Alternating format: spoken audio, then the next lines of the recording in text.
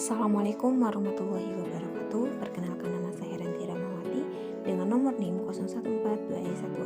014-2E1A-020017. Di sini saya akan melakukan presentasi tentang manajemen stres.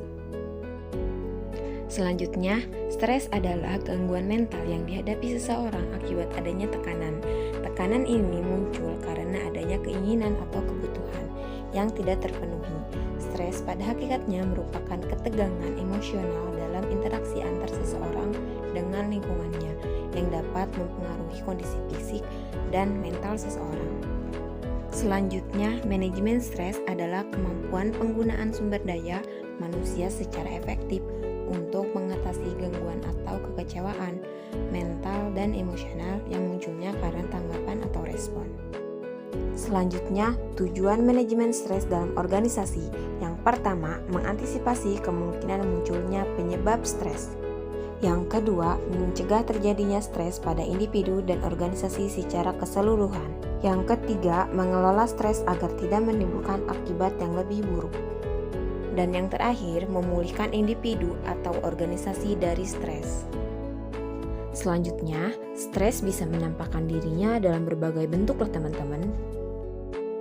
Yang pertama, psikologis, seperti perubahan yang terjadi dalam metabolisme seseorang, gangguan pada cara bekerja jantung, pusing, dan gangguan pernapasan. Selanjutnya, psikologis, seperti ketegangan, mudah tersinggung, bersikap menunda pekerjaan, kebosanan, dan ketidakpuasan dengan pekerjaannya. Dan yang terakhir, kepribadian. Kepribadian ini seperti menurunnya produktivitas, tingkat kemakiran yang tinggi, mencari pelarian dengan merokok lebih banyak dari biasanya, dan keinginan pindah kerja. Selanjutnya, faktor timbulnya stres. Yang pertama, faktor lingkungan. Jadi, faktor lingkungan ini sangat mempengaruhi karena ketidakpastiannya lingkungan, baik internal maupun eksternal.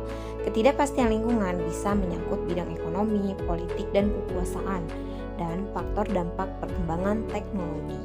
Yang kedua, faktor organisasional. Faktor tuntutan tugas atau pekerjaan, peran, hubungan interpersonal, struktur organisasi, serta kepemimpinan dan siklus kehidupan organisasi juga mempengaruhi timbulnya stres. Dan yang terakhir ada faktor individu. Faktor dalam diri atau individu bisa berasal dari faktor masalah keluarga, masalah ekonomi, perbedaan-perbedaan individu seperti persepsi seseorang terhadap sesuatu, pengalaman adanya tindakannya dukungan sosial, dan tipologi manusia dan tipologi perilaku manusia. Dan selanjutnya, reaksi stres. Yang pertama, reaksi fisik. Reaksi fisik yang mudah terlihat itu sakit kepala, jantung deg-degan, hilang nafsu makan, tangan dingin, dan sebagainya.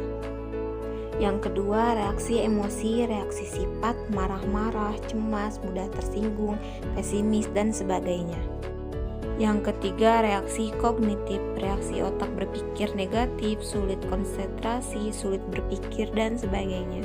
Dan yang terakhir, reaksi tingkah laku. Reaksi sikap menarik diri dari pergaulan, tidur berlebihan, jadi pendiam, jadi kasar, dan sebagainya. Dan poin terakhir yaitu dampak dari stres. Ada 3 poin dampak dari stres. Yang pertama, terjadinya kekacauan atau hambatan baik dalam diri pribadi maupun dalam suatu organisasi. Yang kedua, mengganggu aktivitas yang sedang dilakukan.